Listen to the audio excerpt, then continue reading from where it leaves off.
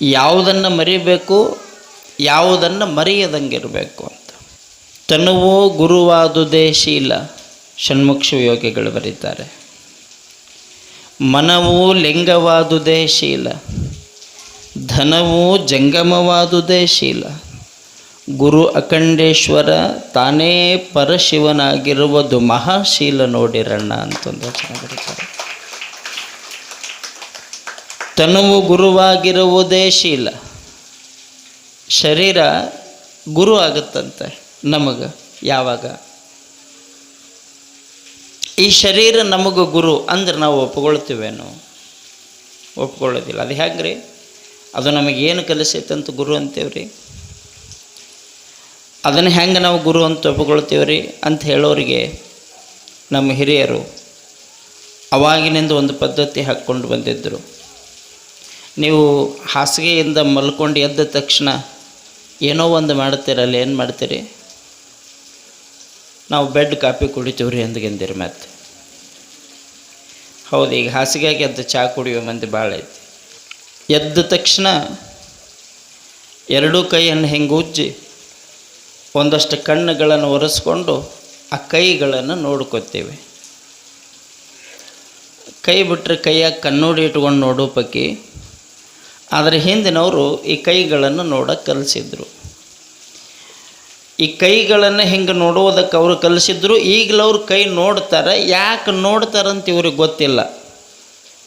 ಈಗಿನವರು ಮಾಡ್ತಾರೆ, ಎರಡು ಕೈ ಹಿಂಗೆ ಉಜ್ತಾರೆ, ಕಣ್ಣಿಗೆ ಇಟ್ಕೋತಾರೆ, ಒಮ್ಮೆ ಹಿಂಗೆ ಕೈ ನೋಡಿ ಹಿಂಗೆ ಕೈ ಬಿಡ್ತಾರೆ. ಯಾಕಂತ ಕೇಳಿದ್ರಿ ಏನ್ರಿ ಅವ್ರು ಹೇಳಿದ್ರು, ನಾವು ಮಾಡಕತ್ತೀವಿ. ಕರಾಗ್ರೇ ವಸತಿ ಲಕ್ಷ್ಮೀ, ಕರಮಧ್ಯೆ ಸರಸ್ವತಿ, ಕರಮೂಲ ಸ್ಥಿತೆ ಗೌರಿ, ದರ್ಶನಾಂಚ ತೃಪ್ತಯ, ಪ್ರಭಾತೆ ಕರದರ್ಶನ. ಎಷ್ಟು ಅದ್ಭುತವಾದ ಶ್ಲೋಕ ನೋಡ್ರಿ ಅದು. ಕರಾಗ್ರೇ ವಸತಿ ಲಕ್ಷ್ಮೀ, ಕರಮಧ್ಯೆ ಸರಸ್ವತಿ, ಕರಮೂಲ ಸ್ಥಿತೆ ಗೌರಿ, ದರ್ಶನಾಂಚ ತೃಪ್ತಯ, ಪ್ರಭಾತೆ ಕರದರ್ಶನ. ಸೂರ್ಯನುದಯಕ್ಕೆ ನಾವೆದ್ದಾಗ ನಮ್ಮೆರಡೂ ಕೈಗಳನ್ನು ನೋಡಿಕೊಂಡಾಗ ಈ ಕೈಯ ರೇಖೆಗಳು ಹೇಳ್ತಿದ್ವಂತೆ ಏನಂತ? ಕರಾಗ್ರೇ ವಸತಿ ಲಕ್ಷ್ಮಿ. ಈ ನಿಮ್ಮ ಕೈಗಳೇನದಾವಲ್ಲ ಇದರ ಮೇಲೆ, ಕರ ಅಗ್ರ ಅಂದ್ರೆ ಮೇಲೆ, ಈ ಬೆರಳುಗಳೊಳಗೆ ಲಕ್ಷ್ಮೀದೇವಿ ಇರ್ತಾಳಂತೆ. ಬೆರಳುಗಳೊಳಗೆ ಲಕ್ಷ್ಮೀದೇವಿ ಇರ್ತಾಳೆ. ಲಕ್ಷ್ಮೀ ಇರ್ತಾಳಂತ ಬೆರಳು ನೋಡ್ಕೊತ ಕುಂತ್ರೆ ರೊಕ್ಕ ಬರ್ತಾವೇನು? ನಮ್ಮ ಕೈಯಾಗ ಲಕ್ಷ್ಮೀ ಅದಾಳಂತ ನಾವು ಕೈ ನೋಡ್ಕೊತ ಕುಂತ್ರೆ ಲಕ್ಷ್ಮೀ ಬರ್ತಾಳೇನು? ಬರೋದಿಲ್ಲ. ಕರಮಧ್ಯೆ ಸರಸ್ವತಿ. ಈ ಬೆರಳುಗಳೊಳಗೆ ಲಕ್ಷ್ಮೀ ಇರ್ತಾಳೆ. ಈಗ ನಿಮಗೊಂದು 10,000 ರೂಪಾಯಿ ನೋಟ್ ಕೊಟ್ಟರೆ ಹೆಂಗೆ ಎಣಿಸ್ತೀರಿ ನೀವು? ಇಲ್ಲಿ ಎಣಿಸ್ತಿರೋ ಏನು ಈ ಬೆರಳುಗಳ ಮೂಲಕ ಎಣಿಸ್ತಿರೋ? ಲಕ್ಷ್ಮಿಯ ವಾಸಸ್ಥಾನ ಬೆರಳಾದರೆ ಅದನ್ನು ಹೆಂಗೆ ಕಾಪಾಡಿಕೊಳ್ಬೇಕು ಅನ್ನುವಂಥದ್ದನ್ನು ಅಂಗೈ ಕಲಿಸ್ಕೊಡ್ತೈತಿ. ಇದು ಬುದ್ಧಿದು, ಮುಚ್ಕೊಳ್ಳೋದು ಕಲಿಸೋದು. ಇದು ಎಲ್ಲರ ಮುಂದೆ ಬಿಚ್ಚಿಡಬೇಡ, ಒಂದಿಟ್ಟು ಮುಚ್ಕೋ ಅಂತ. ಎಲ್ಲರ ಮುಂದೆ ಅನ್ನೋದನ್ನು ಬಿಚ್ಚಿಟ್ಟು ಅಂತಂದರೆ ಸಮಸ್ಯೆಕ್ಕೀಡಾಕಿದೆ. ಯಾವುದನ್ನು ಒಳಗಿಟ್ಕೊಳ್ಬೇಕು ಅದನ್ನು ಒಂದಷ್ಟು ಹೆಂಗೆ ಮುಚ್ಕೊಂಡು ಇಟ್ಕೋ ಅಂತ ಅದು ಕಲಿಸ್ತೈತಿ. ಕರಮಧ್ಯೆ ಸರಸ್ವತಿ, ಕರಮೂಲೆ ಸ್ಥಿತೆ ಗೌರಿ. ಈ ಕೈಗಳ ಕಂಕಣ ಅಂತ ಏನಿರ್ತೈತಲ್ಲ, ಇದು ಗೌರಿ ಕಂಕಣ. ಕಂಕಣ ಎದಕ್ಕೆ ಕಟ್ತಾರವ? ಕೈಗೆ ಕಟ್ತಾರ್ರಿ ಮುತ್ತವ್ರನ್ರಿ. ಯಾರೇ ಕಂಕಣ ಕಟ್ಟಲಿ, ಯಾವುದೇ ಮಂಗಳ ಕಾರ್ಯ ನಡೀಲಿ, ನಿಮಗೆ ನೆನಪಿರಲಿ, ಬಹಳಷ್ಟು ಕಡೆ ಇಲ್ಲಿ ಆ ಪದ್ಧತಿ ಇದೆಯೋ ಇಲ್ವೋ ಗೊತ್ತಿಲ್ಲ. ಬಹಳಷ್ಟು ಕಡೆ ಈಗ ತೇರದಲ್ಲ, ನಾಳೆಗೆ ಹುಚ್ಚಯ್ಯ, ನಾಡಿದ್ದ ತೇರು, ಹೌದಲ್ಲ ನಿಮ್ಮದು? ಕೆಲವೊಂದು ಕಡೆ ಏನು ಮಾಡ್ತಾರಂತಂದ್ರೆ ಆ ತೇರಿಗೆ 3 ದಿವಸ ಮುಂದಿದ್ದಾಗ ತೇರಿಗೆ ಕಂಕಣ ಕಟ್ತಾರೆ. ಊರಿಗೆ ಕಂಕಣ ಅಂತ ದೈವದ ಕಂಕಣ ತೇರಿಗೆ ಕಟ್ತಾರೆ ಅವರು. ಯಾವತ್ತು ತೇರಿಗೆ ಕಂಕಣ ಕಟ್ಟಿದ್ರೋ ಅವತ್ತಿನಿಂದ 3 ದಿವಸ ತೇರ ಎಳೆಯೋವರೆಗೂ ಊರೊಳಗಿನ ಯಾವ ಒಬ್ಬರು ಬೇರೆ ಕೆಲಸಕ್ಕೆ ಹೋಗುವಂಗಿಲ್ಲ, ಯಾವ ಕೆಲಸನೂ ಮಾಡುವಂಗಿಲ್ಲ. ಅಪ್ಪಿತಪ್ಪಿ ಅವರು ಮನೆಯೊಳಗಿದ್ದು ಮಾಡುವಂತಹ ಕೆಲಸ ಅಂತ ಏನಾದರೂ ಇದ್ದರೆ ಅದು ಷಣ್ಮುಖ ಶಿವಯೋಗಿಯ ತೇರಿನ ಕೆಲಸನ ಮಾಡಬೇಕೇ ಹೊರತಾಗಿ ಆತನ ಸೇವಾ ಬಿಟ್ಟರೆ ಮತ್ತೇನೂ ಮಾಡಬಾರ್ದು ಅಂತ ಕೆಲವೊಂದಿಷ್ಟು ಊರುಗಳೊಳಗೆ ಕಂಕಣ ಕಟ್ಟೋದು ಅಂತ ತೇರಿಗೆ ಕಂಕಣ ಕಟ್ತಾರೆ ಇಡೀ ಊರಿನ ಪರವಾಗಿ. ಯಾಕೆ ಕಂಕಣ ಕಟ್ತಾರಂದ್ರೆ, ಕಂಕಣ ಕಟ್ಟೋದು ಈ ಕೈಗೇನೆ, ಮುಂಗೈಗೇನೆ. ಭಾಳ ಚಲೋ ಐತಿ ಅಂತ ಮೊಣಕೈಗೆ ಯಾರೂ ಕಟ್ಟಿಲ್ಲ. ಭಾಳ ಚಂದ ಐತಿ ಅಂತ ಈ ಹಣಿಗೆ ಕಂಕಣ ಯಾರೂ ಕಟ್ಟಿಲ್ಲ. ಬಾಸಿಂಗ ಕಟ್ಟ್ಯಾರ, ದಂಡಿ ಕಟ್ಟ್ಯಾರ. ಆದ್ರೆ ಕಂಕಣನ ಹಣೆಗೆ ಯಾರೂ ಕಟ್ಟಿಲ್ಲ. ಚಲೋ, ನನ್ನ ತಲೆ ಭಾಳ ಚಂದ ಐತಿ ಅಂಥೇಳಿ. ಆಶ್ಚರ್ಯ ನಮಗೆ ಹೇಳ್ತೀನಿ, ಕಂಕಣ ಕಟ್ಟುವ ಉದ್ದೇಶ ಏನು ಅಂತಂದರೆ, ಈ ಕೈಗೆ ಒಂದು ಸಾರಿ ಕಂಕಣ ಕಟ್ಟಿದೆ ಅಂತಂದರೆ ವೀಳ್ಯದೆಲೆಯನ್ನು ಸುತ್ತ ಕಟ್ತಾರೆ ಕಂಕಣನ. ಇದು ಗೊತ್ತಿರಲಿ ನಿಮಗೆ. ವೀಳ್ಯದೆಲೆಯನ್ನು ಸುತ್ತಿ, ವೀಳ್ಯದೆಲೆಯನ್ನು ಎದಕ್ಕೆ ಕೊಡ್ತೀವಿ? ಬರಬೇಕು ಅಂತ ಆಮಂತ್ರಣ ಕೊಡ್ತೀವಿ, ಹೌದಲ್ಲೋ? ಒಂದು ಸಾರಿ ವೀಳ್ಯದೆಲೆಯ ಕಂಕಣವನ್ನು ಸುತ್ತಿ ಈ ಕೈಗೆ ಕಟ್ಟಿದರೆ ಇನ್ನು 3 ದಿವಸ ಜಾತ್ರೆ ಮುಗಿಯುವ ಮಟ್ಟ ನಿನ್ನ ಕೈ ಕೆಲಸ ಮಾಡೋದಿದ್ರೆ ಷಣ್ಮುಖಜ್ಜನ ಮಠದಾಗ ಕೆಲಸ ಮಾಡಬೇಕು, ನೀ ಬೇರೆ ಎಲ್ಲೂ ಮಾಡಬಾರ್ದು ಅಂತ ಆ ಶಿವಯೋಗಿ ನಿಮ್ಮನ್ನು ಕರಿತಾನಂತ ಕಂಕಣ ಕಟ್ಟೋ ಕಾರ್ಯ ಅದು. ಮತ್ತು ಹಂಗೆ ಆ ಊರುಗಳೊಳಗೆ 3 ದಿವಸ ಎದಕ್ಕೂ ಹೋಗಂಗಿಲ್ಲ ಅವರು, ಜಾತ್ರೆ ಬಿಟ್ರೆ, ತೇರು ಬಿಟ್ರೆ, ಸೇವಾ ಬಿಟ್ರೆ. ಕಂಕಣ ಕಟ್ಟೋದು ಎದಕ್ಕಂದ್ರೆ, ಯಾವುದೇ ಒಂದು ಮಂಗಳ ಕಾರ್ಯ ನಿಮ್ಮ ಮನ್ಯಾಗ ನಡೆಯಕತ್ತೈತಿ ಅಂದ್ರೆ, ಇವತ್ತು ಕಂಕಣ ಕಟ್ಟಿದ್ವಿ ಅಂದ್ರೆ ಹೊಳ್ಳಿ ಕಂಕಣ ಬಿಚ್ಚಲ್ಲಿ ಮಟನು ನಿನ್ನ ಬಾಯೊಳಗೆ ಕೆಟ್ಟ ಶಬ್ದ ಬರುವಂಗಿಲ್ಲ, ನೀನು ಕೆಟ್ಟ ಕೆಲಸ ಮಾಡುವಂಗಿಲ್ಲ, ನಿನ್ನ ಕೈ ಯಾರನ್ನೂ ಹೊಡೆಯುವಂಗಿಲ್ಲ, ಬಡಿಯುವಂಗಿಲ್ಲ, ಕಂಡದಕ್ಕೆ ಕೈ ಚಾಚುವಂಗಿಲ್ಲ, ಮತ್ತೊಬ್ಬರ ಮನಸ್ಸು ನೋಯಿಸುವಂಗಿಲ್ಲ. ಈ ಕಂಕಣ ಕಟ್ಟಿದ ಕೈ ಮಂಗಳ ಕಾರ್ಯಗಳನ್ನೇ ಮಾಡಬೇಕು, ಯಾವ ವಿಘ್ನನೂ ಬರಲಾರ್ದಂಗೆ ನೋಡ್ಕೊಳ್ಬೇಕು. ಅದಕ್ಕೆ ಸಿದ್ಧನಾಗಿ ನಿಲ್ಲು ಅಂತ ಕಂಕಣ ಕಟ್ಟೋದು, ಅದಕ್ಕೆ ತಯಾರಾಗಿರೋ ಅಂತ ಕಂಕಣ ಕಟ್ಟೋದು. ಆಶ್ಚರ್ಯ ನಿಮಗೆ ಹೇಳ್ತೀನಿ, ಅಂತಹ ಕಂಕಣ ಕಟ್ಟಿದ ಕೈ ನಮಗೆ ಪಾಠ ಹೇಳಿಕೊಡ್ತು. ತನುವು ಗುರುವಾದುದೇ ಮಹಾಶೀಲ ಅಂತ. ನೋಡ್ರಿ, ಈ ಕೈಯೊಳಗಿನ ಈ ಬೆರಳುಗಳು ಏನು ಹೇಳ್ತಾವ? ಲಕ್ಷ್ಮಿಯನ್ನು ತೋರಿಸ್ತಾವ. ಅಂದ್ರೇನು? ಈ ಕೈ ನೋಡ್ಕೊಂತ ಕುಂತ್ರೆ ಲಕ್ಷ್ಮಿ ಬರಂಗಿಲ್ಲ, ಕೈ ನೋಡ್ಕೊಂತ ಕುಂತ್ರೆ ಸರಸ್ವತಿ ಬರೋದಿಲ್ಲ, ಕೈ ನೋಡ್ಕೊಂತ ಕುಂತ್ರೆ ಗೌರಿ ಬರೋದಿಲ್ಲ. 2 ಕೈ ಭಗವಂತ ನಿನಗೆ ಕೊಟ್ಟಾನ ಅಂತಂದ್ರೆ ಇದು ಭಾಳ ಅದ್ಭುತವಾದ ವಿಚಾರ. ಈಗ ಚಪ್ಪಾಳೆ ಅಂತ ಎಲ್ಲ ಕಾರ್ಯಕ್ರಮದೊಳಗೂ ಚಪ್ಪಾಳೆ ತಟ್ರಿ ಯಾಕೆ ಹೇಳ್ತಾರೆ ಹೇಳ್ರಿ? ಭಾಳ ಮಂದಿ ಏನು ತಿಳ್ಕೊಂಡಾರ ಅಂದ್ರೆ, ಚಪ್ಪಾಳೆ ತಟ್ಟಿದ್ರೆ ಆರೋಗ್ಯ ಚಲೋ ಇರ್ತೈತಿ ಒಂದು, ಚಪ್ಪಾಳೆ ತಟ್ಟಿದ್ರೆ ನಿದ್ದೆ ಹತ್ತಿದವ್ರು ನಿದ್ದೆ ಹೋಗ್ತೈತಿ ಒಂದು.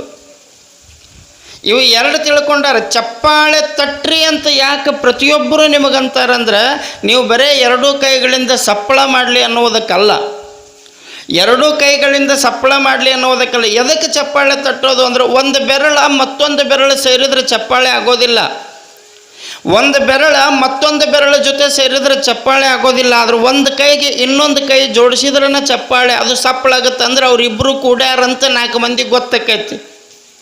ಒಂದು ಕೈಗೆ ಇನ್ನೊಂದು ಕೈ ಜೋಡೈತಿ ಅನ್ನುವಂತಹದ್ದು 4 ಮಂದಿಗೆ ಗೊತ್ತಾಗುತ್ತೆ, ಅದು ಒಂದು ಸಪ್ಪಳಾಗುತ್ತಲ್ಲ. ಹಂಗೆ ಇಲ್ಲಿ ಷಣ್ಮುಖ ಶಿವಯೋಗಿಗಳ ಜಾತ್ರೆ ನಡೆಯಕತ್ತೈತಿ ಅನ್ನುವಂತಹದ್ದು ಒಂದು ಕೈ, ಆ ಒಂದು ಕೈಗೆ ಇಡೀ ಸಮಾಜ ಅನ್ನುವಂತಹದ್ದು ಒಂದು ಕೈ ಸೇರಿ 2 ಕೂಡಿ ಸಪ್ಪಳ ಮಾಡಬೇಕು, ನಾವು ಜಾತ್ರೆ ಮಾಡ್ತೀವಿ ಅಂತ ನಾಡಿಗೆ ತೋರಿಸ್ಬೇಕು. ಚಪ್ಪಾಳೆ ತಟ್ಟೋದು ಅಂದ್ರೆ ನೀವು ಮಾಡೋ ಕೆಲಸಕ್ಕೆ ನಮ್ಮದು ಸಪೋರ್ಟ್ ಐತಿ ಅಂತ ನಾವು ಒಂದಕ್ಕೆ ಕೈ ಕೂಡಿಸೋದು. ಯಾರ ದಾಸೋಹ ಮಾಡಕತ್ತಾರಂದ್ರೆ ಅವ್ರಿಗೆ ಚಪ್ಪಾಳೆ ತಟ್ರಿ ಅಂದ್ರೆ, ದಾಸೋಹ ಮಾಡಿದವ್ರಿಗೆ ಸನ್ಮಾನ ಮಾಡಿ ಚಪ್ಪಾಳೆ ತಟ್ರಿ ಅಂತಂದಾಗ ಅವ್ರಿಗೆ ಯಾಕೆ ಚಪ್ಪಾಳೆ ತಟ್ಟೋದು ಅಂತ ನೀವು ಕೇಳಿದರೆ, ಇವತ್ತು ನೀ ದಾಸೋಹ ಮಾಡಿದಿ, ಮುಂದೊಂದು ದಿವಸ ನಿನ್ನ ಹಂಗೆ ನಾನು ದಾಸೋಹ ಮಾಡ್ತೀನಿ, ನಿನ್ನ ಕೈಗೆ ನನ್ನ ಕೈ ಜೋಡಿಸ್ತೀನಿ ಅಂತ ಚಪ್ಪಾಳೆ ತಟ್ಟೋದು. ಒಂದಕ್ಕೆ ಇನ್ನೊಂದು ಕೈ ಕೊಡೋದು. ಮತ್ತು ಧರ್ಮಕ್ಕೆ ಕೊಡಲಾರ್ದೇನ ಕರ್ಮಕ್ಕೆ ಕೊಡೋದೈತಾ? ಧರ್ಮಕ್ಕೆ ಕೊಡಲಾರ್ದೇನ ಕರ್ಮಕ್ಕೆ ಕೊಡೋದೈತಾ? ಈ ಶರೀರ ನಮಗೆ ಪಾಠ ಕಲಿಸುತ್ತೆ. ತನು ಗುರುವಾದುದೇ ಶೀಲ ಅಂತ ಅಖಂಡೇಶ್ವರರು ಹೇಳಿದರು.